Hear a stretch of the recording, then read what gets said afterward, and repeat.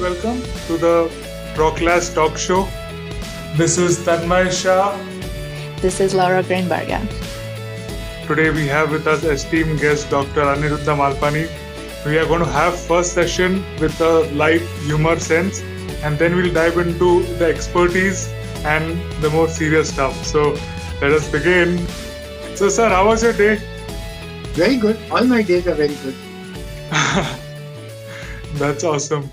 And what kind of food and cuisine do you like? I'm a bit of a carnivore, but as long as it's not moving, I'm happy to eat anything. Okay, fair enough. And you always have a lot of books in your background. So what are your favorite books?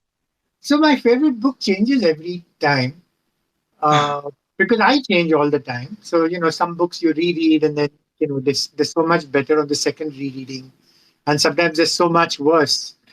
And I think I always tell people having a library is great, but having an anti-library is even better because there's just many more books left for you to read.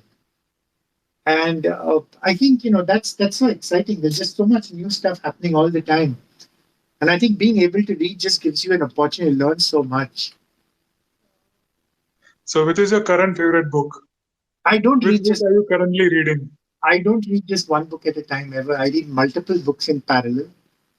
Uh-huh. It just makes so much, again, multiple reasons. So, often what will happen is I'll read on a particular topic, so there'll be a certain degree of overlap. So each author has a particular perspective, and sometimes one person may not say it clearly. And reading the same information about the same topic in a different book helps you reinforce what you learn. So there are some of these standard techniques for remembering what you learn. It's called interleaving, it's called spacing. So this kind of just reinforces a lot of this stuff. But I kind of, I think I try to read about, for example, medicine or about what my patients are going through. I read about education and learning. I read about angel investment. So there's just tons of stuff. And that's the good thing about being an angel investor is that then what you read is no longer just theoretical. Because if you invest in a fintech, you need to understand a little bit about the fintech space. So the entrepreneur can't take you for a ride, correct? Yes. Yeah. Totally. But the good thing, I don't need to know too much either. So just enough. And if I get bored, I can always move on to something else. So that's what I tell everyone. I have an easy job. All I need to do is sign the checks. Okay. So to name one book which comes on the top of your mind at this moment. I'm reading one called The Platform Delusion. It's an Mhm. interesting book because, again, I like reading books which have a slightly contrarian or a different perspective because everyone kind of thinks, oh, platforms are the way to go and everyone wants to create their own platform because that's the way you need to make money. But there are lots of limitations about platforms and why they're difficult. He's a good author. His name is Jonathan Nee. He's written lots of other books, and the subtitle is Who Wins and Who Loses in the Age of Tech Titans. But like I said before, so often I'll read a book, I'll get bored in a couple of chapters, I'll bookmark it, I'll go read something else, and then come back again and review everything which I've read. So it's easy to get up to speed quickly again. And I think that's Okay. one thing I enjoy tweeting. You can pretty much make out what kind of book I'm reading based on my tweets, though. Oh, yes, very well. So Yeah. everybody, I'm sure most of you all are following Sir, but do follow him to check out which book he's reading and amazing, all other amazing tweets throughout the day. Yes. So with My wife thinks I'm very underemployed. So दिन भर बैठ के tweet ही करता रहता है क्या? Well, LinkedIn take a news, but that's a change. No, but kidding apart, like I said before, the great thing about having financial freedom is that it gives you opportunities to do things which interest you. And the good thing about being an IVF doctor is my wife does all the hard work in the clinic. So, Oh, totally. and there aren't emergencies or anything in IVF. No? So everything is very scheduled and planned and stuff like that. You automatically have a lot of discretionary spare time, which you can then decide how you want to deploy. Okay, we'll get to that question soon. Which movie do you like the most? Not a big one for watching movies, quite honestly. Okay. Um, What are your passions and hobbies? So I play tennis every day. That's the only form of physical activity I get because otherwise, I mean, being a doctor and stuff is fairly sedentary, and the weather has been great. So that really gives me a high. It's I play at a court fairly close to my house called MSLTA. So that's been a lot of fun. And otherwise, like I said before, if I had a choice, then I would spend all my spare time reading. Amazing. So So for those who don't know, my wife says, "What is this? The house is full of books. The books are they collect dust. You've got to be so highly abnormal. Everyone has books, but no one has so many." So I said, "You should be happy. It's such a harmless hobby." She's not. oh yes, harmless as well as it adds value to so many people. I It's maybe you should invite her on this and then convince her that it's worth it. is she there around? We can have her No, no, right no. now. Yeah, she always tells me she has better things to do than follow me on Twitter, so she doesn't. We'll definitely send her the recording. Yeah. Okay, sir. So, for people who don't know, sir is based in Mumbai, India. So, sir, could you please introduce yourself and tell us a life story, your life story? You want to put everyone off to sleep or what? Kitne baj gaye? It's not bedtime yet. So I'm not going to hear that. So you know what? I always tell people I have the best job in the world. I get women pregnant and their husbands pay me to do that for them. So I A think lot of the emotional income you get from being an IVF doctor is actually just unbeatable because you change people's lives so dramatically for the better. So it's very gratifying and a very satisfying profession. And partly because it's changing so rapidly, the technological advances have been so much, pregnancy rates and success rates are so much, and it's kept on improving year on year. And the great thing is, I mean, cardiac surgeons do a great job. But when you're operating on someone who's, let's say, 75 years, how much additional quality of life are you giving to them? Whereas, when you talk about a young infertile couple who wants a baby, we obviously added a lot of joy and happiness to them. They have maybe another 40, 50 productive years to the entire family. And you're helping them to bring up a kid. And trust me, these kids are blessed because they're so deeply loved. I mean, everyone else, kya hota hai, you get married, you buy a house, you buy a car, you change your job, everything falls into place. You happen to have a baby and the baby grows up. But these people spend so much time and love and energy on their kid. It's just unbelievable. So I always tell people these kids have a head start. So that's something which is really gratifying. And a lot of what I do is actually then related to the fact that I am a second generation doctor. So what happens in IVF is there's so many myths and misconceptions, and there's so many people who make all kinds of tall claims and actually mislead patients, and that bothers me. When I say second generation doctor, both my parents were doctors, and I remember the high regard people used to have for doctors. This was what, about 40, 50 years ago. हाँ doctor आप जो कहो सही है. I mean, there was that respect. You could see it. And they would always put their patients first. And I think the entire reputation of the medical profession has taken a toss.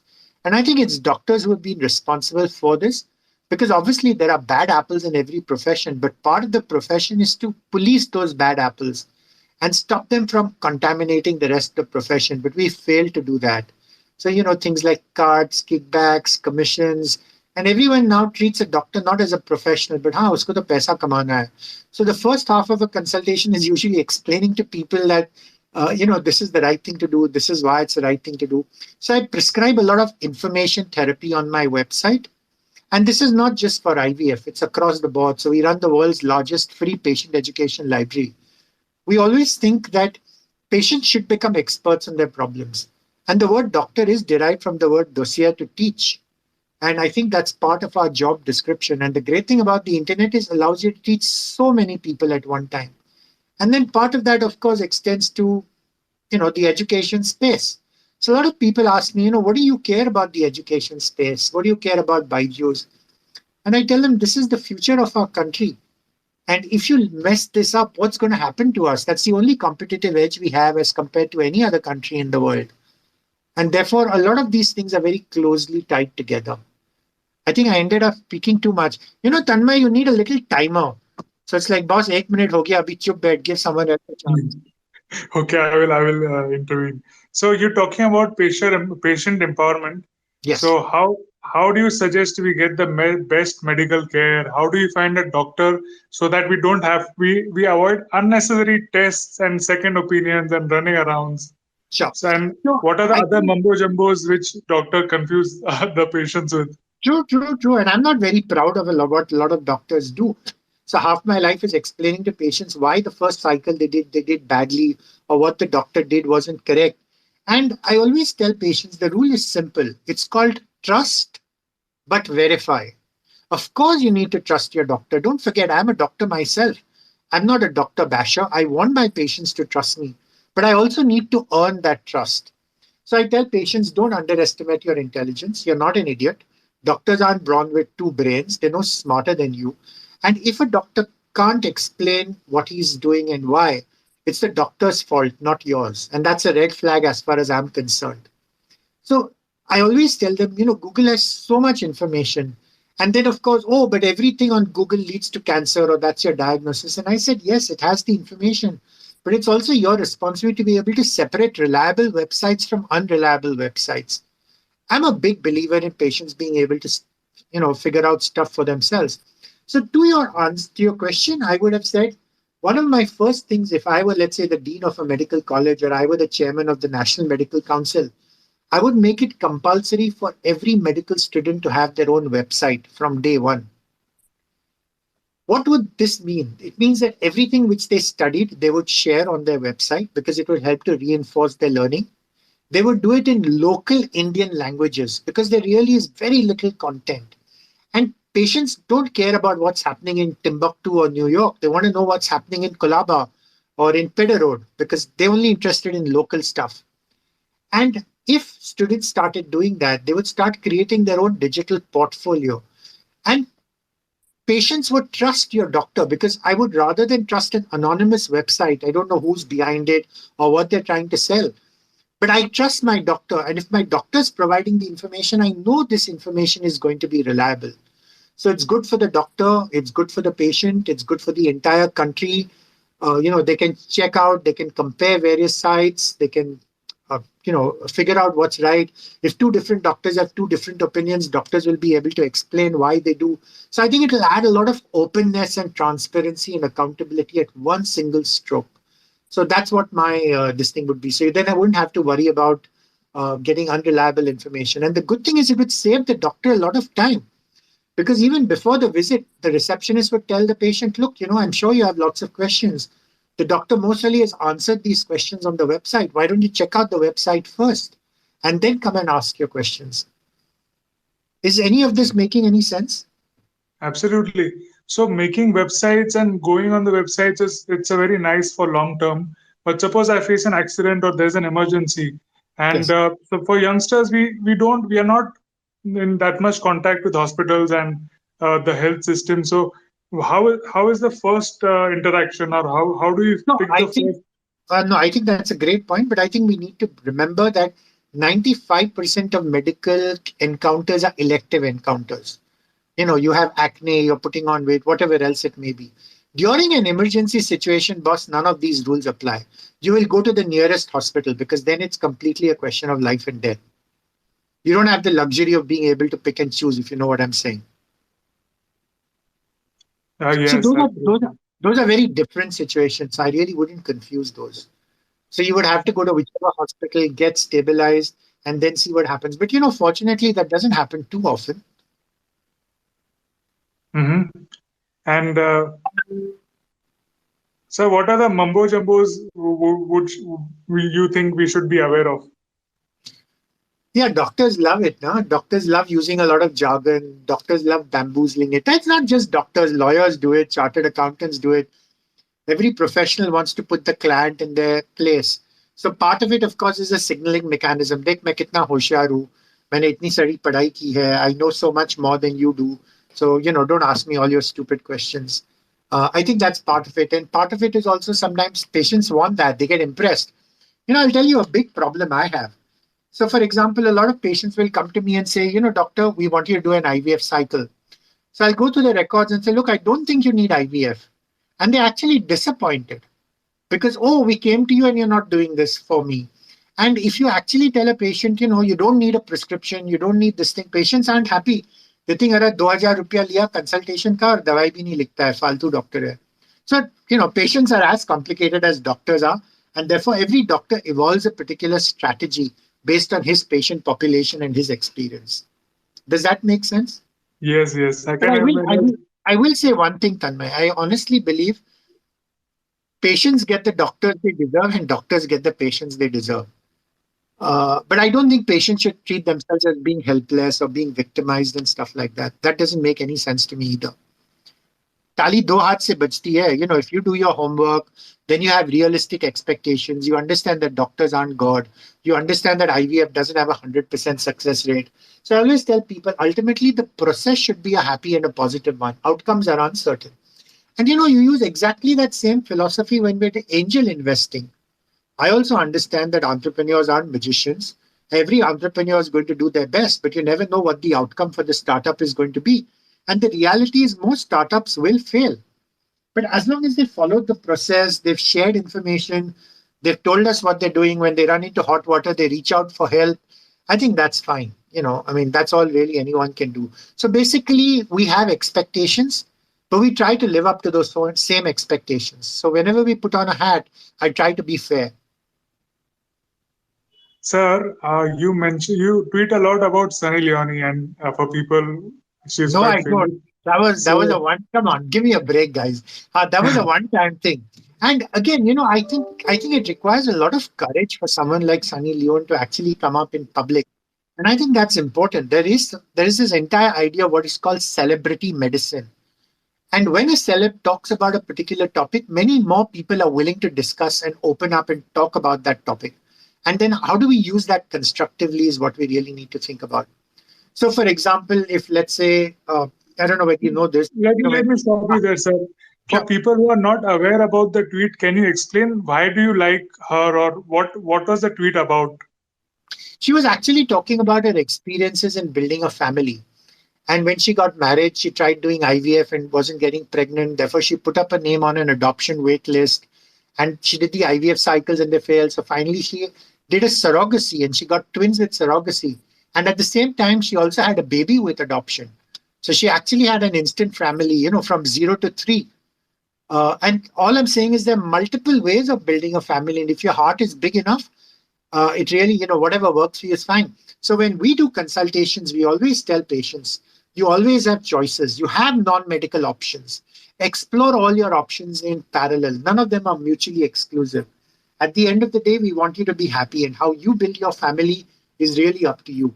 So just because you consider adoption doesn't mean that you're a failure, or that, it means that the IVF doctor doesn't think your IVF is going to work. It's just that it is a valid option, and until you explore it for yourself, you don't know whether it's going to be right or wrong for you. Okay. And what are the top tips for staying healthy and fertile would you suggest? I actually, quite honestly, Tanmay, a lot of these are the common sense things your grandmother must have taught you. So I'm not going to go into that. I think all of us know what's right and what's wrong. We choose not to do it is a completely different thing. And the problem, of course, is when you're young, you think you're immortal. Nothing's going to happen to you. And it's only when you get older, you start realizing that, you pay a price for all the Coca-Colas you drank when you were younger. So Coca-Cola, guys, remember. And for people who are totally Remember, ignorant about this. remember, don't drink too much of it, no matter what Warren Buffett says. Warren Buffett is the largest shareholder of Coca-Cola, which is why he has all the checkbooks. But that may not make as much sense to you. Yeah, look at Cristiano moving his Coke out of the image, even though he was getting paid for it. So, for people who are totally ignorant about this, or they might potentially think about this down the line, what other tips would you give About what? for health and fertility? So you know what? I don't pretend to give any tips on health. I say, look, I'm very good at what I do, but being an IVF specialist, I have a very limited focus on what I do. And again, the advice would be very common sense stuff. The most important advice I would give anyone is that if you have a problem, please do some homework and reading about it so that you understand, so that whatever advice you get from a doctor, You can put it in proper context. You can ask intelligent questions. The quality of an answer really depends on the quality of the question. And I think this is one of the bigger problems, especially for women, because women don't realize that the biological clock ticks on. And they kind of think, hey, I'm fit, I go to the gym, I work out. I mean, I may be 40 years old, but I look 30, so I won't have a problem having a baby. But the reality is, even if your skin looks like you're 30, your ovaries no longer behave like a 30-year-old's when you're 40 years old. So that's something they just need to be aware about and make their own decisions. Hey, someone just put up a hand or something? Sorry, I missed that. That was a wave to say hi, maybe. So for questions, we'll open up the stage for questions in some time. Until then, be prepared with your question, and we'll also be coming up with the winner of the competition which we had. So stay tuned. So next question for you is: you are a man who's famous for speaking his mind out. So what are the recent observations or incidences that you found really funny and comedic? I find everything very amusing, partly because I'm a little bit detached from it all. Because, I mean, so for example, if you're not very well off and you have other things on your, like, how do I manage to keep my boss happy, or I have to be politically correct? I think that puts a lot of constraints. And for me at this stage in my life, the only thing I really care about is my reputation. So I think I find a lot of what happens in the space. So, for example, people talk about all these billion-dollar companies and unicorns and valuations, and I think all that is an aberration. All that is stuff we've been through previous boom and bust cycles, and a lot of these things don't end up very well for multiple reasons. So whether it's speculation in the startup space or whether it's speculation in Bitcoin, for example. So I have a particular opinion, and I tell everyone, I have no monopoly on knowledge, and I'm most only a dinosaur in a lot of areas. And there's really no reason why you should be asking me my opinion, because I don't have any success stories worth talking about. But I Mhm. have a worldview, and that's based on the fact that I read quite a bit, and that's based on what's happened in the past. And usually, history doesn't repeat itself, but it does rhyme. So it's very unlikely that human nature is going to change. And every boom is going to be followed by a bust. You don't know whether the booms last for 5 years or 10 years or 20 years. It's just that the players change and the jargon changes, but they're fairly predictable. And that's why it's so much fun to read about some of these cycles. And that's one of the things I enjoy reading about is history. Because the trouble is, when you read the current news, you get very distracted very easily. So I don't read any newspapers, for example. I don't watch any TV. I think that contaminates your mind and makes you stupid and dumbs you down. Anyway, that's just my opinion. But I think So this gives you a lot of perspective. The great thing about a book is someone has taken the time and to put all that knowledge together and sell it to you for a few hundred rupees. And then if you don't take advantage of it, then you're the idiot. sir, you have a good sense of humor. So there's another question related to I wanted to ask you how Sure. to not things personally and how to not take life that seriously. No, trust me, when someone trolls you, it hurts no matter what. I think over some time you develop a little bit of a thick skin. And I think in these days, what I pretty much do is if it gets beyond the particular point, it's just much easier to block the person rather than worry about it. So I don't know whether you're aware, but there's an entire movement called positive psychology. And I think positive people and optimistic people have, lead just much happier lives. And then it's up to you to pick and choose what you want to pay attention to. And you can pick and choose all the things about how unfair life is and how someone else who's dumber than you is richer than you and all that good stuff. Or you can pick and choose. And that's one of the reasons why I love the social impact space, because these are entrepreneurs who really care about leaving the world in better shape than what they found it. They're actually maximizing purpose before profits. And that just makes so much sense to me. And I think the advantage of hanging around with these people is some of their optimism rubs off onto you as well.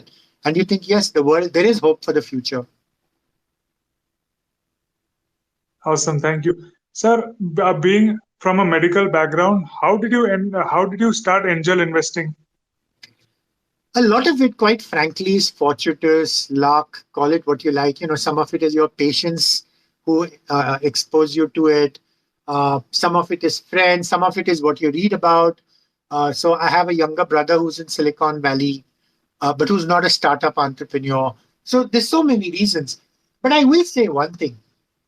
If my only income was my professional income as a doctor, I would never be an angel investor because professional income is very hard earned. It's blood, sweat, tears. And the only money you can invest as an angel investor is money you can afford to lose without losing any sleep over. And the reality is the public markets have been very kind. And the returns have been enormous. And I know that's a little irrational. I mean, but the reality is money is fungible, but you tend to put it in little buckets. And you kind of think, ये पैसा जो public market में आया है, वो तुम फिर से startups में डाल सकते हो. So, for example, Rakesh Jhunjhunwala was one of my friends who introduced me to that. How much potential there is for someone who starts from zero to actually make a lot of money the right way if you understand what value investing it is. And that has basically been something which I understand. So I don't understand day trading. I don't understand any of that other stuff. But I do understand that you can get rich slowly if you understand the magic of compounding and if you're lucky and you lead a long life. Awesome. That partially answered my next question. What are the thumb rules and tips would you suggest for somebody starting out who's earning or who wants to invest? Ooh, as an age, okay. So I No, think as a regular person. Yeah, so I think money. I would actually discourage people, quite frankly, and I'll tell you why. Because the very definition of a startup is these are very fragile creatures. They have a very high mortality rate. Now, when you read on all these things on, let's say, Inc. 42 or Your Story, they only talk about the successes. They don't talk about the heartburns. They don't talk about all the startups which fail. And if a startup fails, boss, all your money goes down to zero. And that can be really, really painful. So I think you need to be a little mature. Having said this, please understand that the only investment is not necessarily an investment of money. And especially when you're young, the value you can add is an investment of time and energy and expertise. And that's something I'd strongly encourage everyone to do. So if you have an elder brother who happens to work in a startup, or if you have a uncle who works in or whatever else, then I think it's a great idea to, talk to them and experience maybe secondhand or as an intern or vicariously what the world as a startup looks like. So you don't necessarily have to put money into a startup if you want to learn more about the startup ecosystem. Does that make sense? Yes, yes. So if we keep the startup aside, somebody who's very beginning in his 25, 30, 35, 40, who started earning and has some money saved in. So better than putting in the savings account, what could he do to generate passive streams of income or grow his Oh, wealth?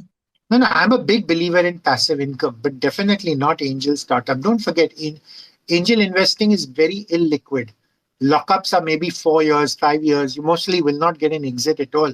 So I think for that, I'm a big believer in value investing.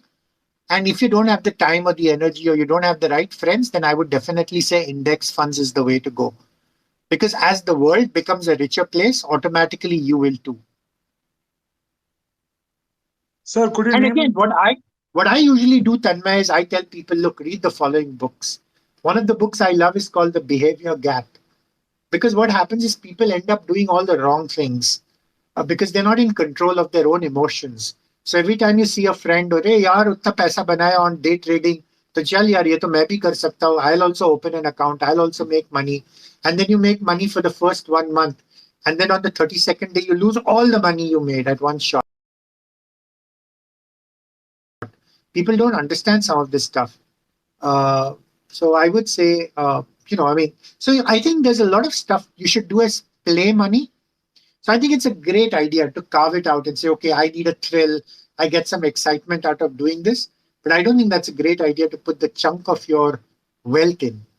For that, I think just boring investment is much safer and much easier. It has a much What is longer track record. I'm a big believer in the concept of anti-fragility. anti-fragility? Could you elaborate on that? Yeah, so there's this great book by Nassim Taleb. And what anti-fragile means is that stuff which has been around for a long time has a much higher probability of continuing being around. So, books have been around for a long time, right? So they will most likely continue being around as compared to, let's say, iPads. Because the fact is that in a few years, the technology will become so good that iPads will become irrelevant. Does that make any sense? Hello? Trying to. Books come in, people have, books are always there, but the medium is The changing. title. Audiobooks, No, ebooks, and and that's absolutely fine. What I meant is it's actually the format in which you're sharing information. That's yes, not yes, yes. so. There is actually a law. It's called the Lindy effect. Again, all this stuff is easily Googleable, so you might want to have a look at it, which explains why he believes in it, and it's something which makes a lot of intuitive sense to me too. Uh-huh. Talking about startups and other environments, and you are known for frugal innovation and jugaad, as we call in India. What are some examples you No, no, could no, give no, of? no, no, no. Don't confuse jugaad with frugal innovation. Okay, Yes, please jugaad. explain your meaning Yeah, of yeah. frugal innovation. No, no. So I think jugaad is great, but jugaad is usually stuff which I would call the equivalent of a workaround or a shortcut, which a person takes in order to complete their tasks. And this is usually just one single person, doing it in order to make a living or to make complete. Call it a hack if you want. Hack sounds a little fancier than jugaad. Does that make any sense? When you talk about frugal innovation, you're then talking about something which is scalable, sustainable, something which can apply to multiple people. You're not just using it only for yourself. And frugal has been something which I think, especially for developing countries where money is at a premium, just makes a lot of sense. It's something which is in our blood. But I don't think you should confuse being miserly with being frugal at or either. So I'll tell you an example. I think people in India are not just price sensitive, they're value sensitive. So they will buy expensive stuff if they think it's going to give enough value. So it's exactly the same thing with being frugal. That if you can achieve results by spending 100 rupees, there's no reason or justification to spend 1,000 rupees. So let me give you an example. Suppose, let's say you want to do a digital marketing campaign. Google ads are extremely expensive, but you can selectively spend your Google ads on pages on your website which get a lot of organic traffic because that allows you to intelligently know this page is already popular, which is why it's likely to get even more traction if I put a small amount of money on a Google ad on it. So a lot of it is actually just applied common sense. And I'm a big believer in bootstrapping. And I think entrepreneurs shouldn't take money from investors until they have a very well defined say, which is, I have customers, I now want to grow, and I've earned the right to grow. But again, I think that's a very old fashioned way of looking at it. I always tell people don't confuse VCs with angel investors. VCs spend other people's money and they're looking for exits because they're answerable to these other people, what are called limited partners. As an angel investor, I spend my own money. Therefore, the only person I need to very patient capital. I'm not in a hurry to, boss, mujhe mera paisa chahiye 5 saal mein or whatever else it is.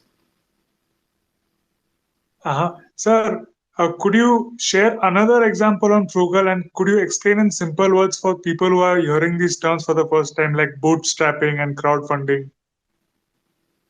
Okay. And again, what I usually do is every time I come across a new word, I write it down. I then Google it. I look at the Wikipedia entry, which will then usually have references to books. I will go to Goodreads to see which books make any sense and then pick up those books either on Amazon or onelib.in. So I think that's the way to figure some of this stuff out. Because, the amount of information you get by listening to someone is, I think, useful because it's fresh. But then the context, how do you actually apply it, starts becoming very limited. But none of these words are actually very difficult to understand. What bootstrapping means is that you spend your own money. And that requires that, even if you're working full time in a job, you need to do a side hustle. You need to be able to figure out, I have so much spare time. What are some of the things I can explore in order to generate some money? And it's very closely tied into the concept of the MVP or the minimal viable product or a manual viable process. What is the smallest thing which you can create, which you can actually release and then see whether people are interested in buying it, not buying it? So it all ties up with standard things like experimenting, prototyping, and there's just so much information. So one of the things I'm a big believer in is what I call building in public. I hate people who build in stealth mode because I honestly don't understand what value they add either to themselves or to anyone else. Whereas when you build in public, I think there's just so much opportunity to get people far smarter than you give you advice. I came across someone else who asked for something. Am I missing all this? No, no, sir. Don't worry about Okay, that. We are fine. taking Sorry. care of it. Okay, What sorry. what frugal innovation has astonished you from the history or from any time that wow, this was an awesome thing to do? I mean, historically, even if you look at the Wright brothers, for example, they didn't start off with an aeroplane. They actually started off with a bicycle. Are you aware of this? No, I wasn't. And yeah, and there were these traditional competitors who had much larger funds of money in order to be able to support them. But these guys, they basically ran a bicycle shop and they said, this is something we can work on and it makes sense. So I think there are multiple examples. One of the guys whom I have a lot of admiration from is Dyson, for example. He's written a great autobiography and he's not a flashy, get rich quick guy, but he just kept on doing the same thing again and again and again until he got extremely good at it. So I think it's important to stick to the fundamentals until you actually, manage to make your breakthrough. As we all know, Dr. Malpani is a huge influencer. He had about 180,000 followers on LinkedIn. He raised his voice against a tech giant called Byju's, and then he was banned from the platform.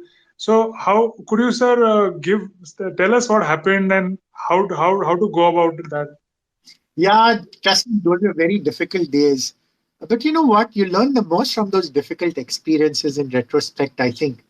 And the message I give people is don't tie up your fortunes to one single platform, no matter what it is. So if you're completely dependent on Google AdWords, you're completely dependent on Facebook, one fine day, these guys are going to change the rules and then you're going to be in deep trouble. And that's why it's important that you own your own digital presence. And that's why you should have your own website. And honestly, I think you should have a website as early as possible. It's your own personal property. It's your own portfolio.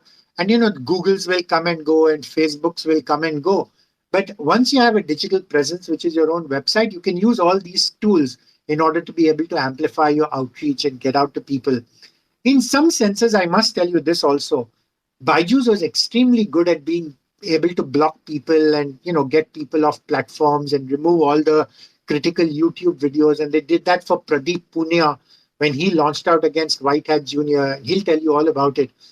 Uh, they had all these online reputation management teams, but now I think the government has cracked down on all that rubbish.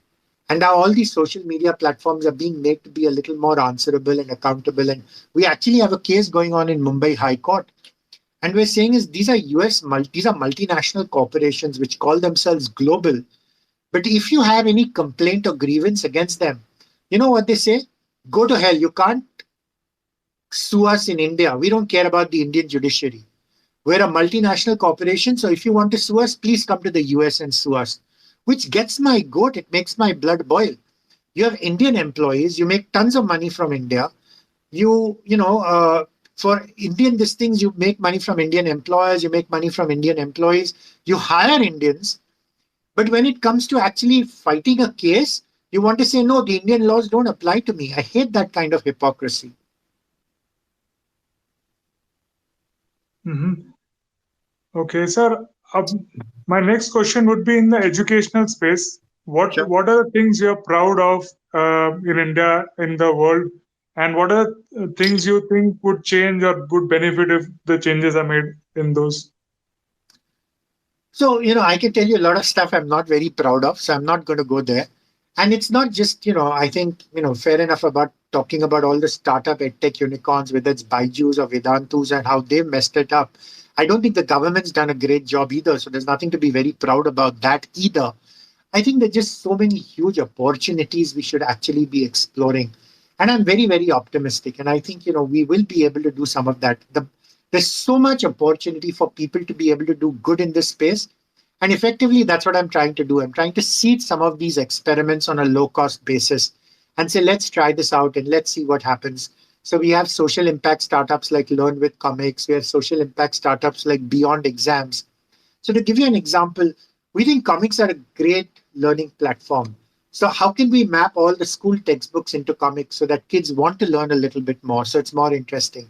And how do we make them into Indian languages? So those are some of the experiments, and they're fairly frugal. And similarly, I think one of the best universities in the world is YouTube. But the problem is YouTube makes of its money off its entertainment channel, so it really doesn't care too much about education. So how can you curate all the educational videos on YouTube? That's what we're trying to do at things like Beyond Exams. And then after we create the platform, we can then start adding various tools. So, for example, people who want to homeschool can use the platform free. If there is a tutor who wants to make money by actually teaching, then he can use the same platform and charge money. So, I think there's just lots of opportunities. I'm very optimistic about some of these experiments, but I have no success stories so far, Tanmay. So, take everything I say with a very large pinch of salt. Okay. So, what are your comments on Khan Academy? That seems to be a popular one Of compared to course, YouTube. no, I think that no, I so I mean, if you look at the traffic on YouTube,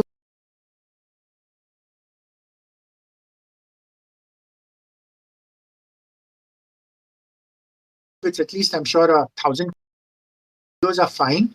But a video is really just in one sense a great quality teacher, but still using the old-fashioned chalk and talk method.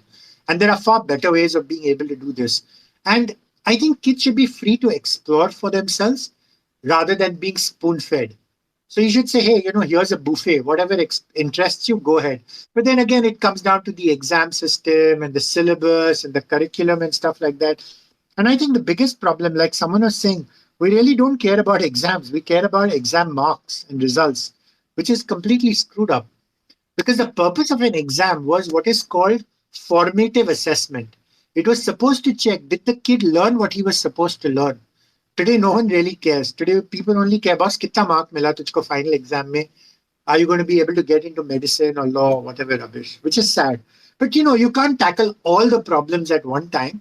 So you need to eat the elephant one bite at a time. Yes, sir.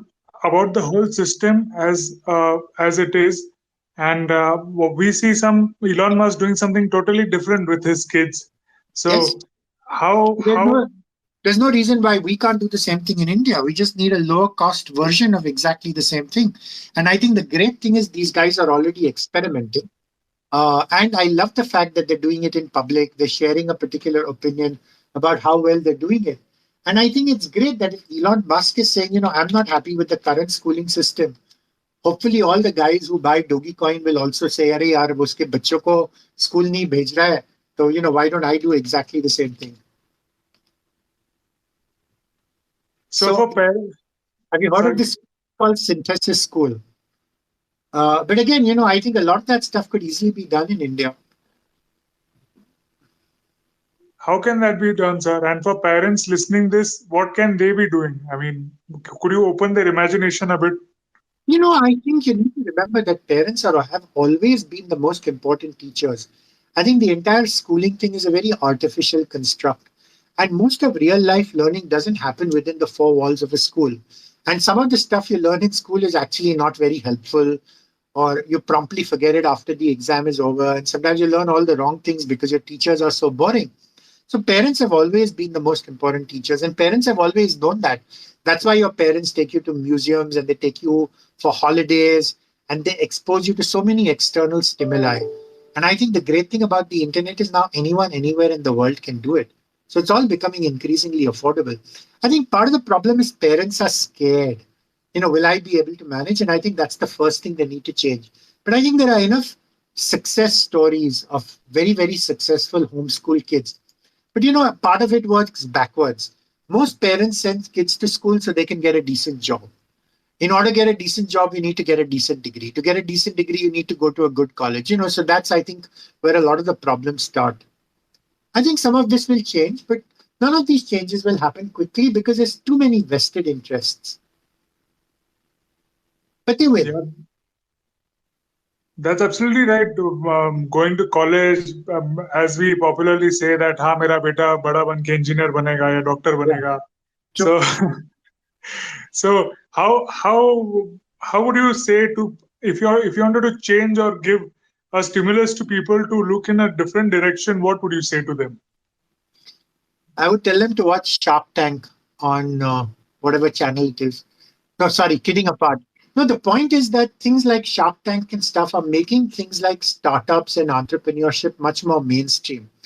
I would say 10 years ago, if someone had said, Arey, mujhko entrepreneur banna hai, the father would say, don't be an idiot. Acha, abhi to pehle job kar le, fir baad mein dekh.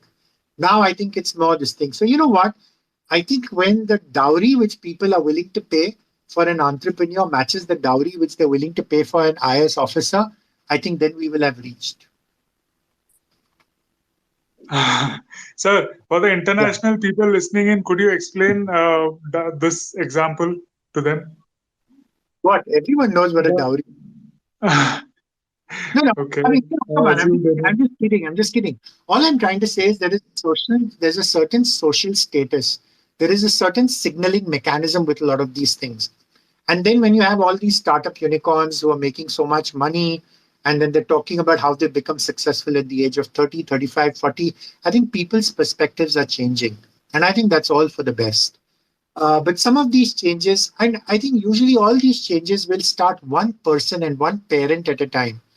I don't think they're going to be mainstream straight away. But I'm very hopeful. You can already start seeing that the winds of change have already started. And at some point, we will reach a tipping point. And there's so many things which are conspiring to do that, whether it's the NIOS initiative, the National Institute of Open Schooling, which effectively says you don't need to send your kid to school anymore, even if you did want him to, go to college. So there are lots of things. A lot of parents aren't aware of this stuff. And that's why I want to kind of fund some of these startups who will just create a lot of awareness that, schooling is one way of doing things, but just because it's the way we've done it for the last 150 years doesn't mean it's the right way. It's actually a colonial hangover from the Prussian system, which was designed to create soldiers for the Prussian army.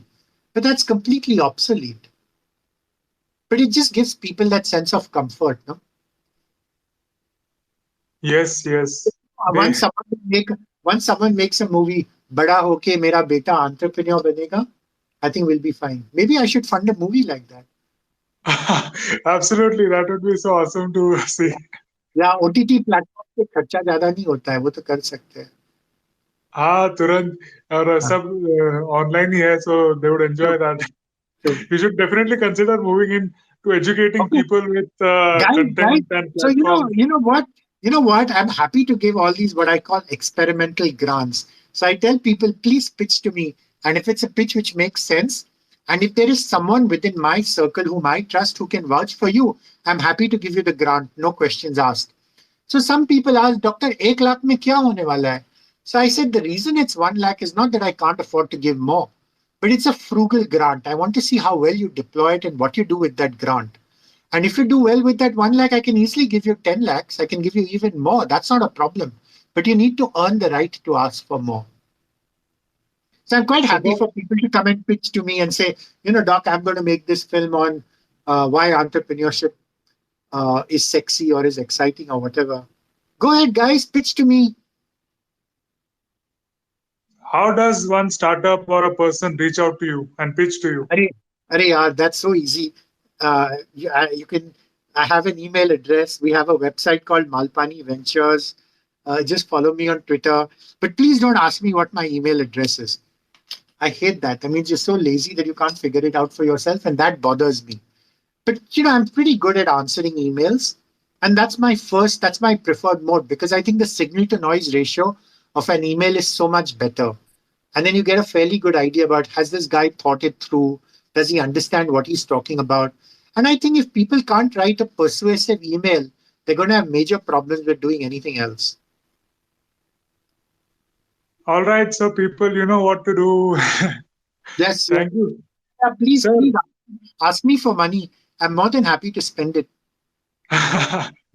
That's the great spirit. So, guys, I'm already excited. I hope you all too.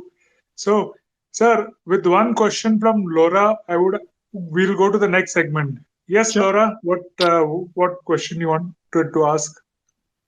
Yes, hello, Dr. Aniruddha. Hi, Laura. Hi. My question was, what is the maximum age for women to get pregnant through IVF? So, Laura, the world's oldest woman who's got pregnant through IVF is 72. And I tell everyone, I can get anyone pregnant if they're willing to use a mix and match of donor eggs, donor sperm, donor embryo, and a uterus. The reality is that if they want to get pregnant with their own eggs, then the biological clock is extremely important. And the truth is that a woman is born with a certain number of eggs.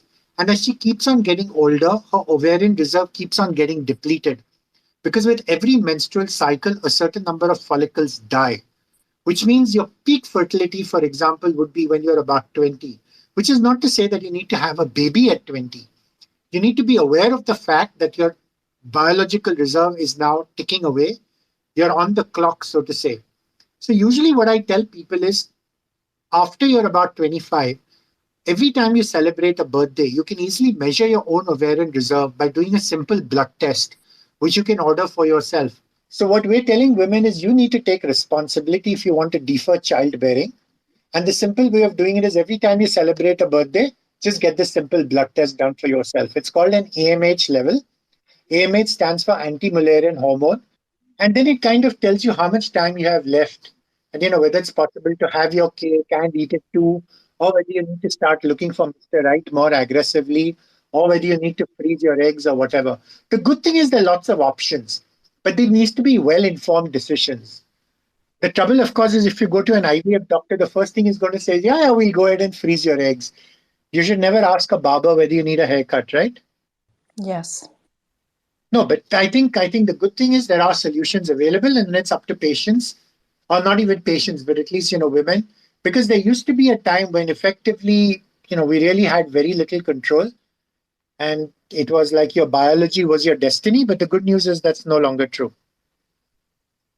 I have read David Sinclair, and he's a geneticist book, Lifespan. And so he spoke about all the cocktails that eventually can postpone the getting old and disease and illnesses. So do you think in the future with the technology and with different how to say in the right words, with genetics and all the technology, is it possible to move forward with the aging and for women and fertility? I think that's a great question. And the future is uncertain, it's unpredictable. For a lot of things, we will say, hey, but we already have a solution to this problem. We'll just go ahead and freeze the eggs so that, even if you wanted to have a baby at 50 and you've frozen your eggs at 30, you're still going to be okay. You also need to remember with a lot of these things, whether it's David Sinclair, the book you're referring to, I'm assuming is Lifespan, Why We Age and Why We Don't Have to. Is obviously these are hot areas, and every billionaire wants to become immortal, just like every king in this world has ever wanted to. But I think like they say, life is very much like a sexually transmitted disease, and it still has 100% mortality rate. And I'm sure we'll be able to live a little bit longer as time goes by. But how much longer and what the quality of life and stuff like that's going to be, that's very hard to predict. So I'd say I'd take a lot of this stuff with a large pinch of salt, partly because a lot of these studies are being funded by billionaires. So I don't know whether you're aware of this, but for example, there are clinics in California which will actually give billionaires a transfusion of blood from young guys, with the hypothesis is that this young, fresh blood contains growth factors, which will help you remain smarter and younger and stuff like that. And how much of this is just hocus pocus and hype? To continue giving you an example, I'm not cynical, but I'm skeptical. And in the 1930s, there used to be this clinic in Switzerland where all the billionaires, in those days, millionaires, would fly in, and this guy would transplant monkey testes into these aging billionaires in order to give them what is called rejuvenation therapy.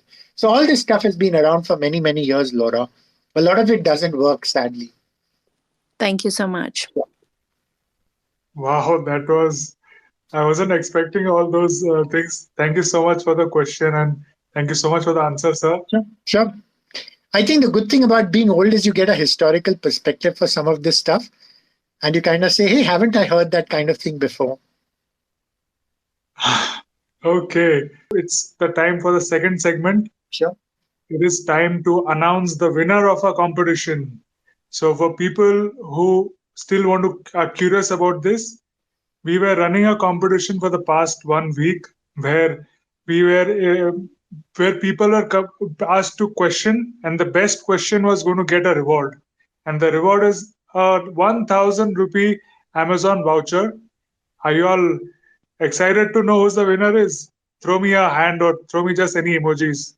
Okay, awesome. So the winner is, drum rolls, Mr. Himanshu Garg. Congratulations.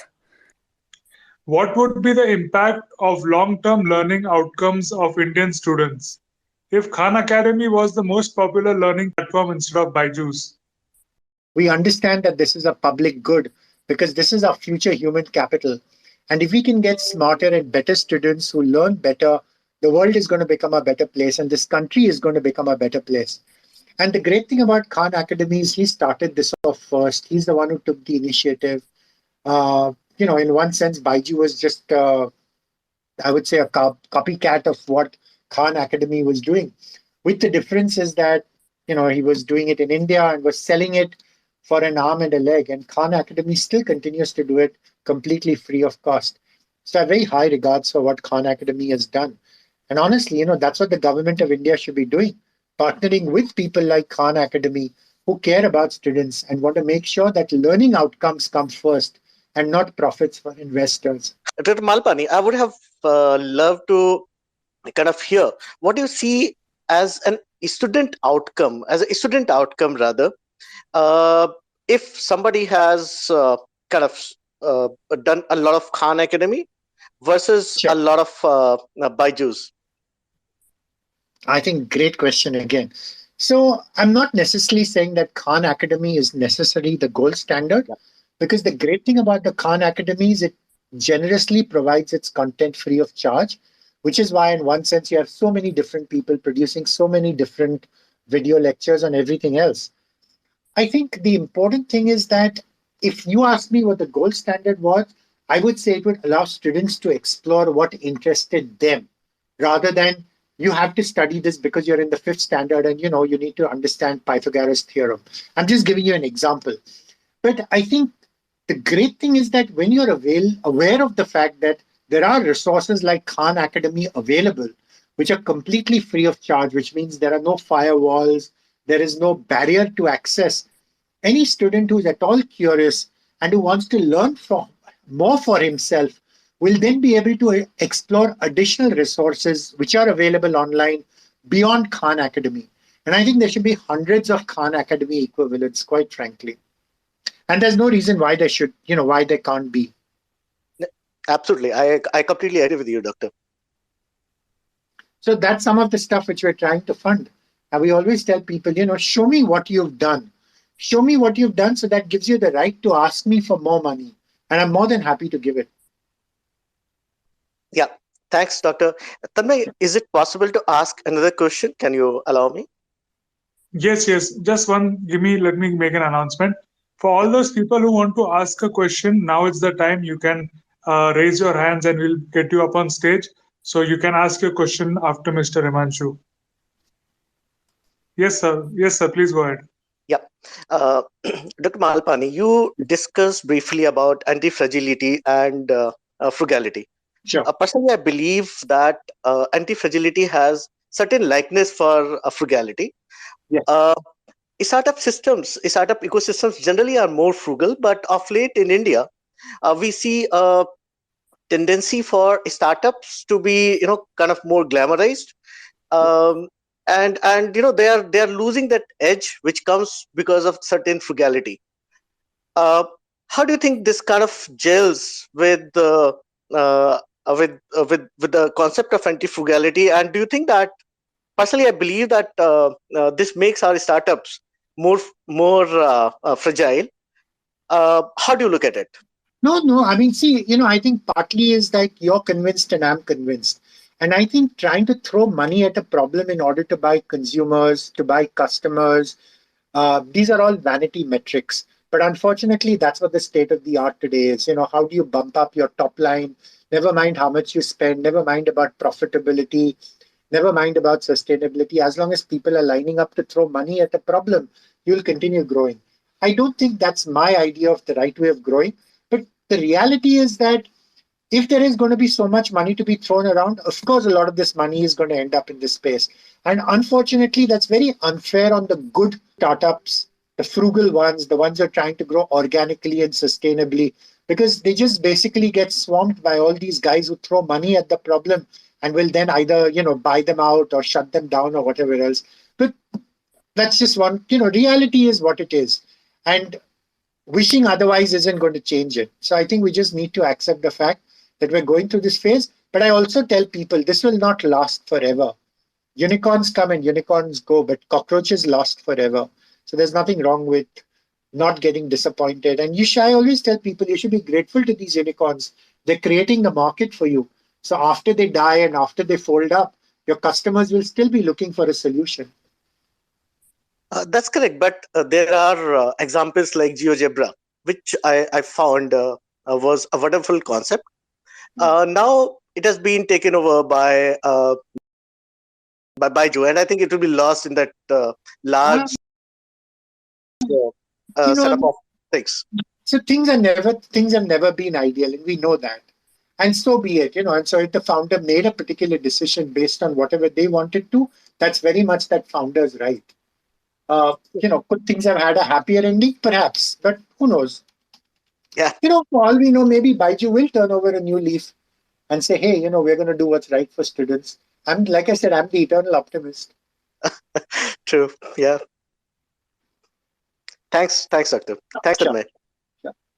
Thank you, sir. I'm sure you're feeling excited for winning the prize, and thank you for coming. I actually missed that part because I was exited from the spaces as a meeting speaker. So I didn't hear that. I hear it now. Thanks. Yeah, Himanshu, so you are the winner of the weekly competition, in which we had got overwhelming response, and you are the not lucky, a very thoughtful question. So sought after winner. Thanks. Yeah, thanks for that. You need to send the email address. So I can send you the Amazon coupon. Please do that. I'll share my email address. Yeah. Sounds good. Okay. Thanks, Doctor. Okay, Laura, would you like to invite the next speakers as per the order? Yes, I think we have Phil as a next person. Phil? Hey, good morning. I'm here in Los Angeles, so it's morning. Wherever you are, evening, lunchtime. Just wanted to say thank you so much, Doctor, for being here. This is really enlightening, and just a vast of insight that you have. So the question that I have is, and just from my observations from just your diverse kind of experience, my question is in regards to adaptability. And I know, of course, a lot of leaders and thought leaders and managers are able to adapt and face unforeseen circumstances. And what was the last time you faced something unexpected, a setback or something that was completely out of your radar? And how did you immediately adapt and maybe observe from a distance? Because I know, for example, I know Rudy Giuliani here in New York. He's not having a very favorable experience right now after the previous administration. But one thing he was famous for was during 9/11 here and the terrorist attack in 9/11. He was able to almost step away from the situation and look at it from maybe I'd say a bird's eye view and actually make the best decision for the city. So how did you deal with something of that nature? Thanks. No, thank you so much. And I think you've described this so well. I think it's extremely important what we call self-awareness and what is called meta-thinking or meta-learning, where you're no longer trying to, because the moment it's something which personally hurts, you no longer think logically and it becomes extremely hard. And one of the skills you really want to learn is resilience. And obviously, as you get older, you come across more occasions where things haven't gone exactly the way you wanted them to. And in spite of that, you bounced back so that the next time some other incident occurs, It's more like, hey, been there, done that. I've successfully dealt with this crisis, and I think I'll be able to deal with the next crisis as well. And this is where the transfer of knowledge piece comes in. And that's the beauty about what I call the T-shaped model in life, is that as an IVF specialist, you come across a lot of these incidents, which you can then transfer the experience and that knowledge of learning from that particular experience to another field.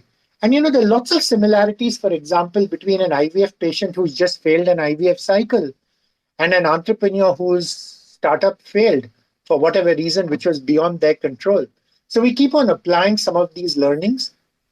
And being resilient, I think, is just one of those traits which either over a period of time, you say, no, what I'm doing is valuable and important, and I can continue doing with it. Or you kind of say, this is just not worth it and I'm going to give up. So we've had, for example, getting kicked out of LinkedIn was definitely one of those recent episodes, which kind of really, really hurt. But life carries on. And so now I got to say, okay, fine. I don't have as many followers. I have 0 followers on LinkedIn. So how do I get as many followers on Twitter, for example? You just have a different goal to aim for. Does that make sense? That makes a lot of sense. Thank you so much. I appreciate that. And I was looking for you on LinkedIn. Are you still there? No. No. Until I win my case in Mumbai High Court and most likely go up to the Supreme Court, I'm not going to be there. And you know how the Indian judiciary works, takes its own sweet time. So. Well, I'll still follow you regardless on any platform. Thank you. No, thank you so much. Thank you. Thank you, Phil, for your question. Thank you, Doctor, for your answer. As a next person, we have Shazib. Please present yourself and ask your question, and then we will follow with Himanshu. Thanks, Laura. Thanks, Tanmay, for hosting this wonderful session. Hi, sir. You were speaking about this concept of anti-fragility.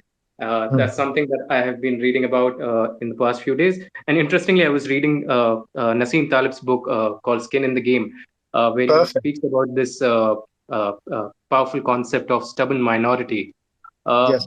So one of those examples which he quoted in the book about how kosher food, which were essentially eaten by a small group of people, were eventually taken over and absorbed by the larger group, larger community in the Western world.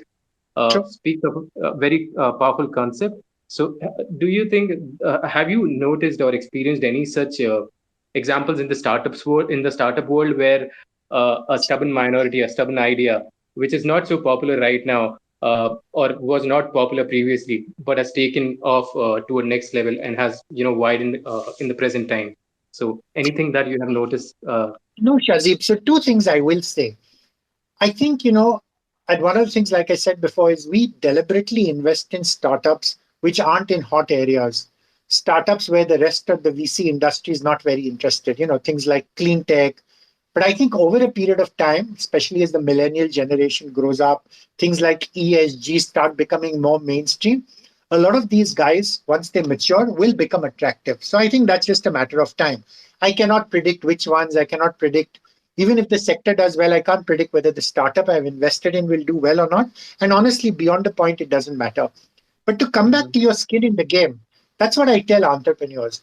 It's all very well to get advice from mentors, for example, and there are lots of these so-called pseudo mentors around who will say, take me out for dinner and I'll give you advice. And I tell them, look, as an investor, I actually have given you money. So if you run into problems, please come and ask us. We've most certainly seen a similar problem in a similar startup before, and we have your back. We have skin in the game. And the advice we can give you is likely to be far more useful for you, because we are also interested in the long game and we want you to succeed as compared to someone else who doesn't have any skin in the game. Mm-hmm. Makes a lot of sense, sir. Okay. Thank you so much. Yeah. Thank you, Shazib. And next we have Himanshu, if you present yourself. And then if anybody else from the audience has any questions, please come up on the stage. Thank you. Hello, Malpani ji, sir. Avid follow of your tweets. I really follow you on Twitter. So my question is, I want to know, sir, the purpose of your life. And is it necessary to have one for a person? Of course, it has. You have to have a purpose. I mean, there has to be a reason why you want to get up in the morning. Otherwise, life's going to become very boring. But it's perfectly okay for your purpose to change as you change with time. And I think, in fact, life would be very boring if you continued not evolving. And it's important to evolve and decide there's something else which is new, which is interesting and exciting. So 2 years ago, did I know that I would have to fight a case in Mumbai High Court against LinkedIn? Or did I know 1 year ago that, I would have to take on people like Byju's? Of course I didn't. And this is not something which is planned or which is intentional. But I think if you put yourself outside there, the world is an interesting, there's always something interesting happening in some part. And there's so much to learn about, whether it's Web 3.0, whether it's cryptocurrencies, whether it's NFTs. There's lots of things which I have certain opinions about, and I'm quite happy to tell someone, prove me wrong or tell me what I can do in order to change my opinion. So I'm quite happy to learn. Thanks, sir. Thank you for that. Thank you, Himanshu. And now next we have Parin. Please, if you want to introduce yourself. Yeah, hi, Laura. Hi, Tanmay, and hi, Hey, Doctor. hi, Doctor. Hi. Thanks for having all of us today, and it's a great platform. And thanks for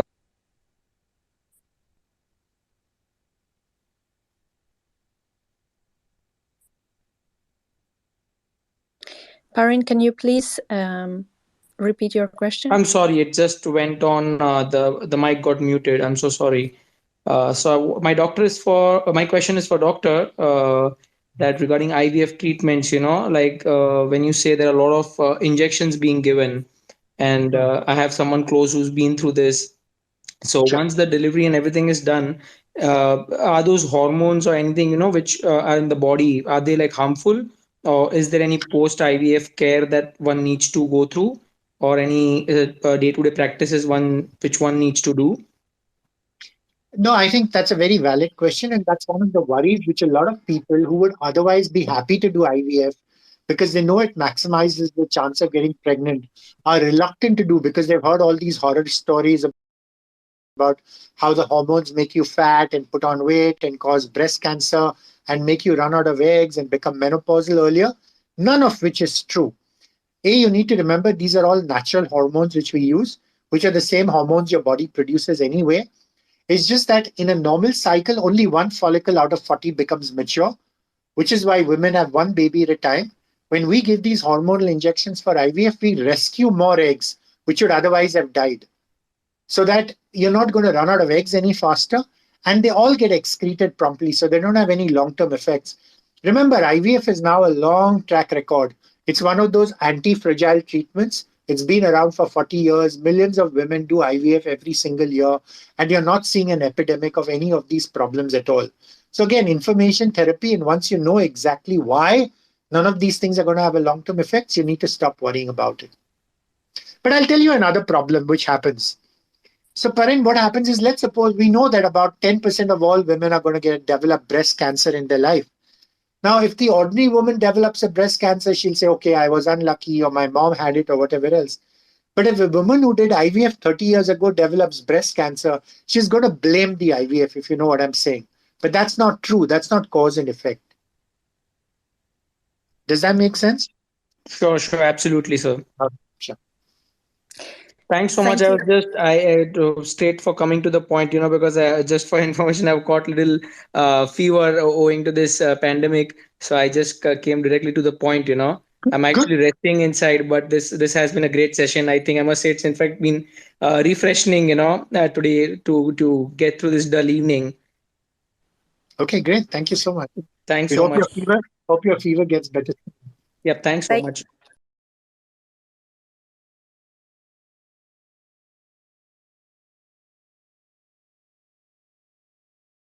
Thank you, Sana.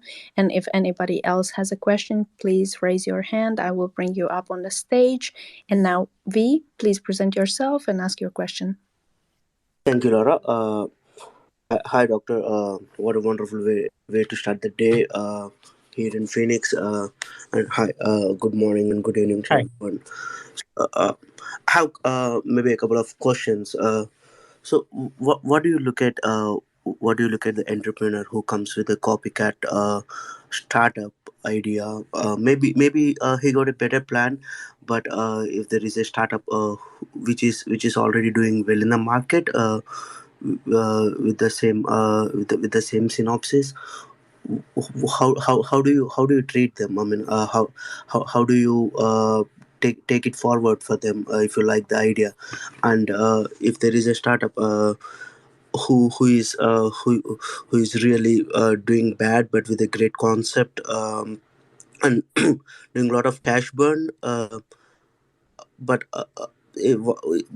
eventually people lose the motivation. People lose their that fire and essence of doing that of business. How do you take it forward? How do you keep motivating your people around them? Thank you. Hello. Yes, we heard you. Sir, Thank are you. you with us? Dr. Malpani? If you can hear us, you might have to again leave the room and come back. It looks like a previous glitch. For the other people listening, keep your questions ready and make sure to follow Rocklaz. Make sure to follow Laura. Make sure to follow me for next episodes of this such interesting talks. And we have this session every day around 8:30 p.m. But that's more into NFTs and crypto and other topic in the ecosystem. Every Wednesday we feature a guest speaker, and every Saturday we have a session where we discuss books and podcasts. So if you want to join, share your thoughts, please join us. Thank you. Yes, I saw a victory symbol from Dr. Malpani. We can't still hear you, unfortunately. Until then, guys, go to Dr. Malpani's Twitter account, follow him, see all the amazing tweets which he has. You can look at our accounts as well. We are into NFTs. We are, if you want to know more about NFTs and blockchain and how to get into it or how to buy NFTs, do DM us and join our spaces and let us know. By the way, Laura is a very experienced model as well as an artist, currently based in London, but she has traveled 7 countries and she knows 7 languages, and there is so much she can talk about. So do join us on our spaces. Thank you.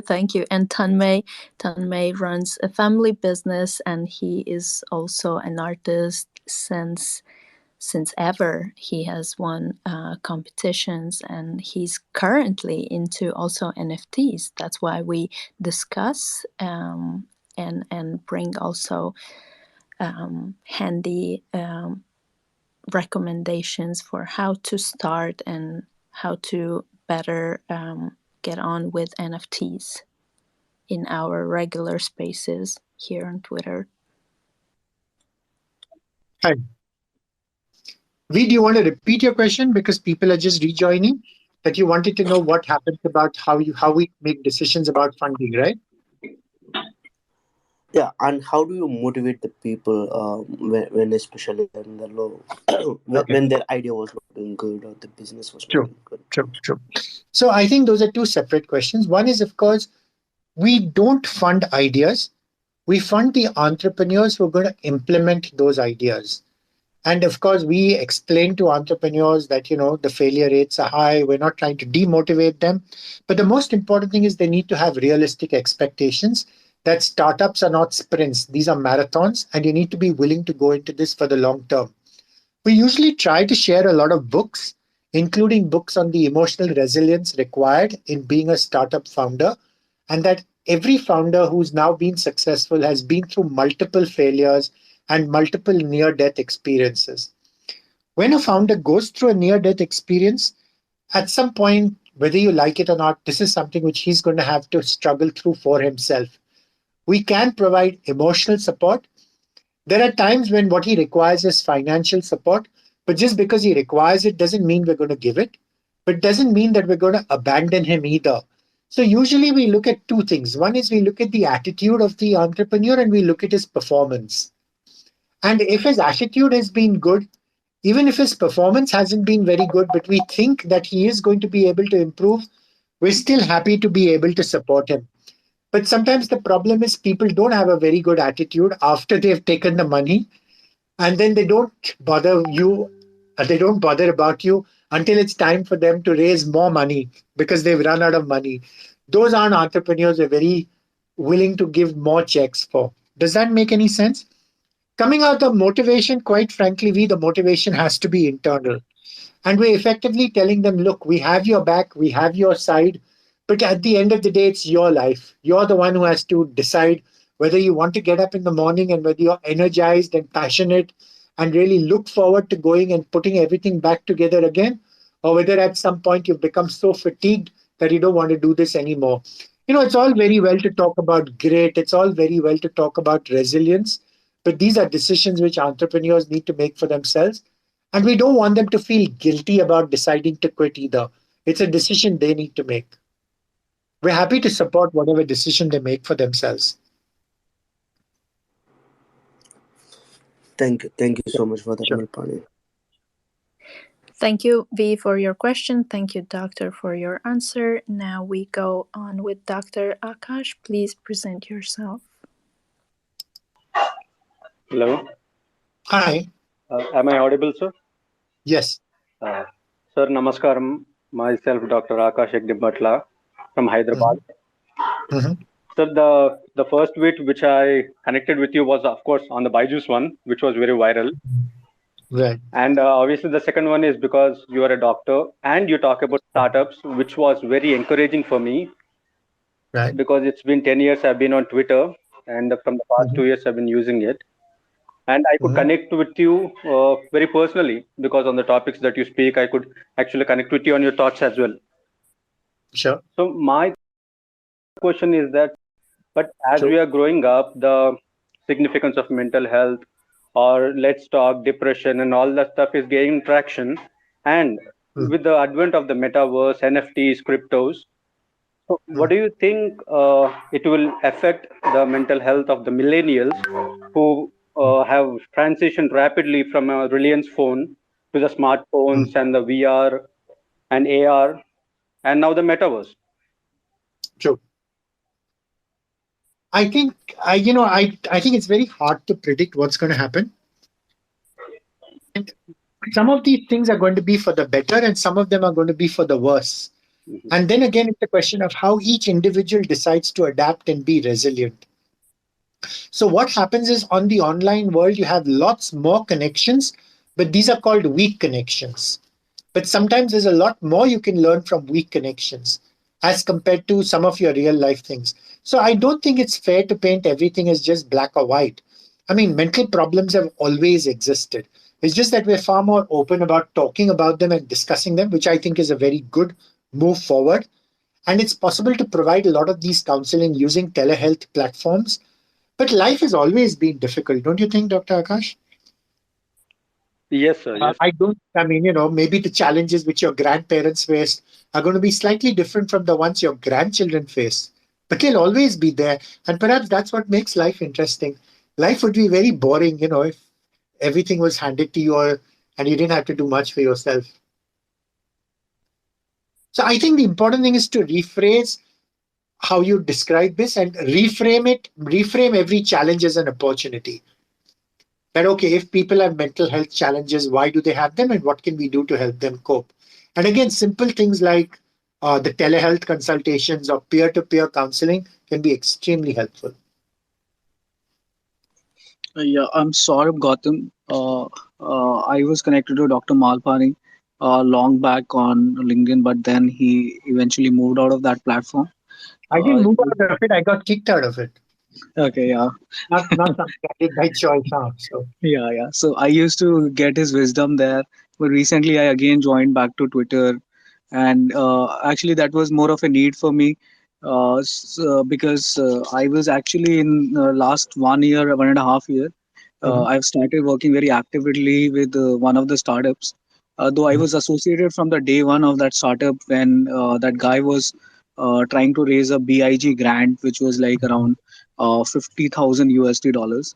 Yes. Now, currently what we are at a stage where I'll tell you what we are selling right now. We are selling first product is a vaccine box. Then we have vaccine bags. Then we Correct. have Peltier system which is which can withstand temperature from minus Yes, 60 degrees. this is stuff I'm familiar with because I happen to have an investment in another company called Tessol, which does some of this stuff using phase. The same, but yes, go ahead. Yeah. So that is now we are we were just very small and but eventually during the COVID and everything Yeah, happened. yeah, Now we yes. are moving to reefers, basically 20 feet container for shipping Yeah, products in. So that's the third product which is coming out. excellent. Now the thing is the guy does not have a co-founder, and Right. I'm we have shelled out equity to get a good quality of team where we are Good. somehow managing it. All the people in the team are not having taking out salary, but somehow we are pushing it through the sales and etc. Sure. Now, looking at the team structure, how so you said that people invest in people, not just the idea, right? True. And True. we have been going to a lot of investors. Mm. Like recently, we started investor outreach. Sure. Sure. So there, the thing is, we are not able to move it to the next place. Like even a bridge route is not getting possible. So they say it's a grant-based business, but we don't want to go that. Our vision is to at least get into a MSME or somewhere, list that and go through I that hear channel. you. I understand what you're saying. And sometimes the reality is that an investor will look at the world for and resilient until you find the investor who is right for you. And there's a high probability that that investor exists. How you find that investor, I don't think I have any easy answer for. The only way to do it is keep on plugging away. I think the fact that you've been able to get a grant is great because that suggests that you now have money you can spend and that's no equity dilution with the result of that grant. That gives you a certain degree of validation. But part of the problem, quite frankly, is that the Indian ecosystem is still very immature, especially for a lot of these healthcare and medical products. So, it's unfortunately not a hot area like a 10-minute quick grocery delivery system. Sorry. And that's the challenge and that's the opportunity too. Thank So you. what? Yeah. Yeah, thanks a lot for that. Yeah, we were putting in. So the startup which I was talking about was matchpie.com. Mhm. Okay, so if you can see or anyone who's there, you can see and give us a feedback. We are sustaining, we are making some sales also. It's not like we are not. So So right now, please, it's like, go ahead yeah. and pitch to me, no, Saurabh. What do you Okay, lose? At the most, I'll say no. You're no worse off just because I said no. okay, I will do that. Unless Okay, you ask for something, you're not going to get anything, no? You should yeah, be yeah, fairly shameless about pitching to investors. The right way to okay, pitch to an investor is I'm doing you a favor because I'm going to give you a chance to make more money. okay, okay, okay. Don't go out with a begging bowl. That's all I'm saying. No, no, we are not going after Yeah. begging ball. We are And yeah, sustaining something. and Uh, you don't need to be desperate yeah, about it also. Some of these things you have no control. right. I have healthcare startups in my portfolio and they take much, much longer. But the founders are made of a different metal Right, that right, DNA very differently. So they right. understand that it's a long game. There's going to be no quick fix for this. Okay, okay, okay. Sure. Cheek. That was really nice. Thank you. Sure, I'll sure. share the feedback, Sure. share Please the links and etc. do that. Do Okay. that. Do that. Bye. Sure. Thank you, Sarah, for your question. Now we have Sana, then Sir, Vishal, and I see sorry Dr. if I'm. Akash has returned to the stage. Yes, sir. As you were answering, I was logged out. Some screen got blank, and I couldn't hear a bit of what you told. I'm sorry. We have recorded this episode and you can listen to it on Spotify. Just give us a day to prepare technically. Yeah, thank you. That's amazing. Thank you. Thank you. Thank you. So next question we have from Sana. Please present yourself. Okay, hello everyone. I'm so sorry. My voice is not very good because I have a throat infection. Thank you, Tanmay and Laura, and hello, Dr. Malpani. I'm Hi. Sana from Mumbai, a person with microbiology background. The concern is, I just wanted to know, as a person with science background or biology background, if there is a difference between theory and practical life. I just wanted to know, are there any patients like women who have been, had a short of second vaccines, and they are into going for this IVF, in vitro fertilization, during this pandemic, and what are the experiences? So just wanted to know, out of curiosity, and how it's been going on. So that's But the question. there's actually no connection between the two things at all. So there's absolutely no cause for any of these patients to worry. It's not affecting any of our IVF treatment. We've been doing IVF cycles right through the pandemic. There are obviously all these real life logistics concerns that patients are scared to travel. Patients are worried about some of this stuff. But remember, what you're doing is this is an upper respiratory tract viral infection, which has nothing to do with either fertility or pregnancy or anything else. So really, I wouldn't worry about it at all. Mm-hmm. I mean, the whole point is don't allow stuff like this to disrupt your life. Because if you do, then everything, then you become a bit of a pawn in stuff. And then the worst thing to do is lose control. And we're now seeing patients who kind of said, oh God, for the last 2 years, I haven't been able to do an IVF cycle. My biological clock has ticked on. I wish I could have done this and that. And the reality is no one's ever stopped you. The trouble is they read all these horrible headline news and everything gets so distorted and their parents are worried and their husband is worried and all kinds of things, and they lose that opportunity, but that time is never going to come back. So at the end of the day, they need to make decisions for themselves. Right. Thank you for the answer. You can't let anyone else lead your life for you. Yeah. I just say to the people, but they are very much into that WhatsApp messages and all. So I think there's so much fear and panic. And the fear and panic is actually more amongst the medical profession. Partly because what happens is doctors only see the really, really sick patients and then they extrapolate and they don't see the 99.9% patients who don't have any problems at all. And therefore they carry that kind of, oh God, if this happens, then what will happen and stuff like that. So I think that's a bit of an issue. Yes, I always tell people, always remember the base rate is that most people are going to become absolutely fine, whether they go to a doctor or whether they don't go to a doctor. So don't worry too much about it. You know what the wisest 4 words known to man are? This too will pass. And that's true of the COVID epidemic too. Thank you. Yes. Thank you very much. Thank you also. Sure.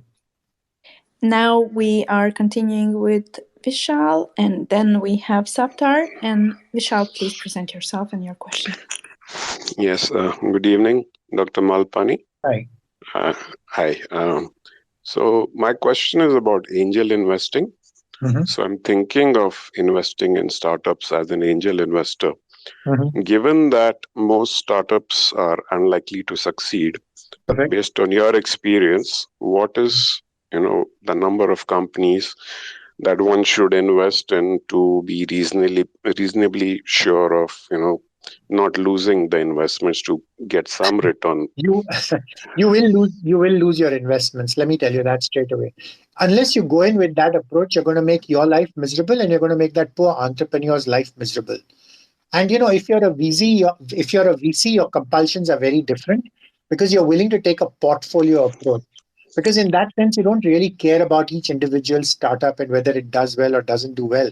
You're just looking for a financial ROI. For angel investors, I say you should be looking for an emotional ROI. Who is the entrepreneur you're willing to fall in love with? Or who's the entrepreneur where you feel, hey, this is so exciting that if I were younger, I would have done this myself. Does that make any sense at all? Yes, that makes sense. But my question was, if I want to build a portfolio of startups that I want to invest in, how many you think should be the minimum number so that one can make some return? All portfolios are always built one at a time. There's no faster way of building them. But like I said before, it's far better that you have realistic expectations. And, because otherwise it's just going to create a lot of unhappiness for you and for everyone else. What is the size of the optimal portfolio? I would say it should be something like about 20 plus. But what happens is if you're lucky, the first one you do, you hit the jackpot, you make a lot of money, and that could be it. And you could actually invest in 20 and they all become zombie companies and you don't get any return at all. What does a zombie startup mean? It means it's not shut down yet, it's not failed, but there is no chance in hell that you're ever going to get any of your money back. Or even if you get your money back, you'll only get 10% or 20% of it. And that's the bitter reality of angel investing. But you need to start to accept that before you're willing to sign your first check. That's my request. Thank you. Thank you. That makes a lot of sense. And thank you to Tanmay and Laura for organizing this. Thank you. Sure. Thank you, Vishal, for your question. Thank you, Doctor, for your answer. Now we have the last question from Saptarshi. Please present yourself. Good evening, Doctor. And hi, I am your follower in Twitter and I comment on your tweets and I follow them very closely. Sir, there are just two questions I want to ask. First one is about vaccine. Now, vaccines are supposed to work, means they have to stop the disease happening. But in this corona vaccine, I see that you are also skeptical about it. I have a feeling. And yeah, very, very, very skeptical. And what do you think? Means as a doctor, what message does it give? That because we are confused whether we are anti-vaxxer or what is your point? Means that I have to. Don't allow anyone else to label you, okay? Because I think that's really very silly. I mean, you're far more than just an anti-vaxxer or anything else. And it's perfectly okay to be skeptical about a lot of these claims because the reality is that a lot of this research is being funded by the very same companies who actually manufacture the vaccines. And these are profit-making companies which care about making a profit for their stakeholders. So to expect them to be honest would be expecting a little too much. So I think you should follow the money and, we all have a right to be skeptical. And whether someone chooses to label you or not, that's their problem, not yours. Does that make any sense?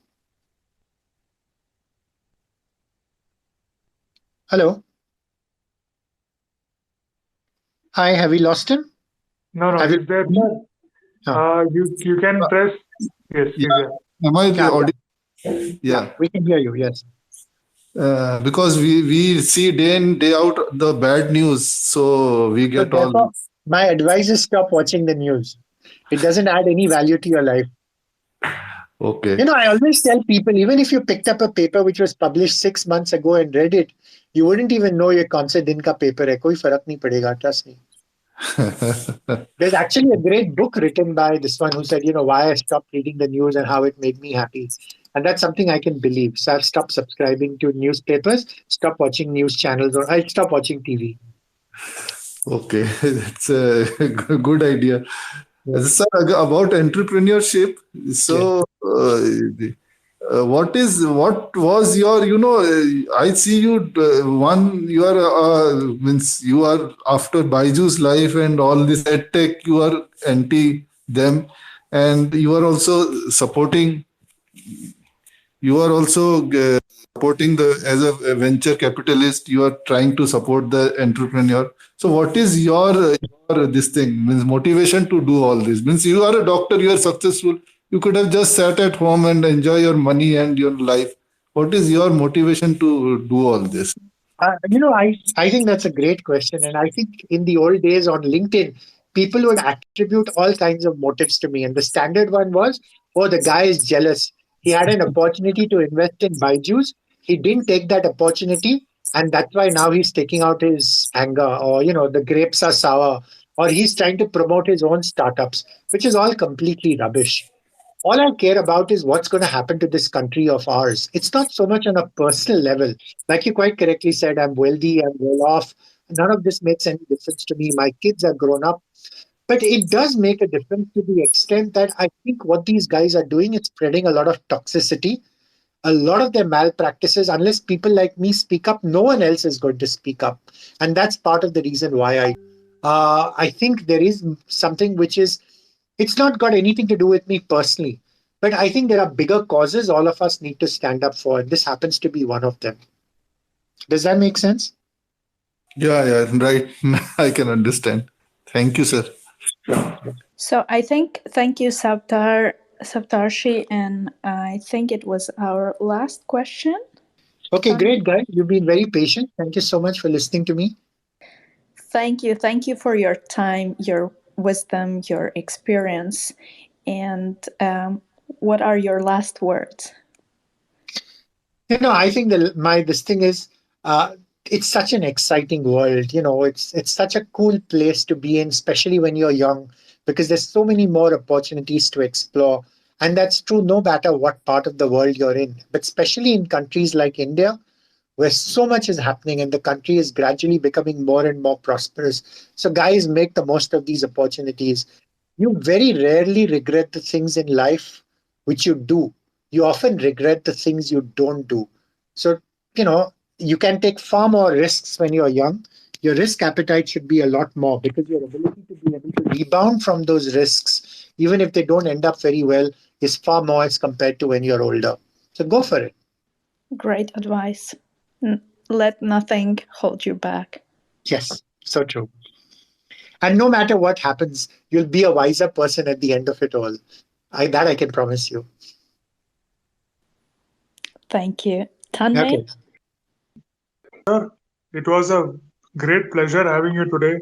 We got to know great insights on investing, health, way of thinking, way of researching and getting accurate news about how to choose doctors, and for doctors, how to develop their website, and the relation between patients and doctor, and so many points we have covered today. You talked about how entrepreneurs should pitch you, or about the startups, and about frugal inventions. And I would totally recommend everybody, please follow him on Twitter.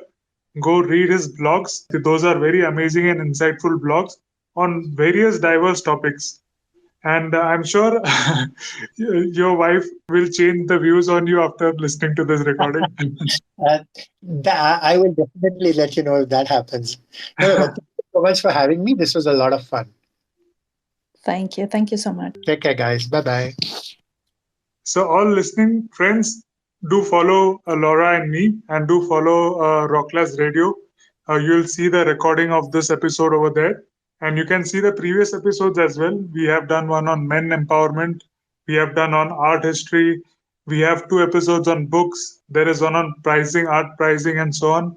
Next week, we have a very amazing guest on Wednesday. She's a model from Russia. And on this coming Saturday, we are discussing books and podcast on evolution of culture. So you'll get updates of both of these by following us too. We have got some amazing NFTs for you. I have a collection of 3D animated, abstract, and figurative NFTs. If you want to have an immersive experience of my artworks, I would insist you to visit my virtual gallery. Laura's collection is a fusion of fashion and art NFTs inspired from our own fashion shows and her unique art style. If you want to know how to buy your NFT, or if you want to know how to create one, do get in touch. All links have been mentioned in description. Cheers!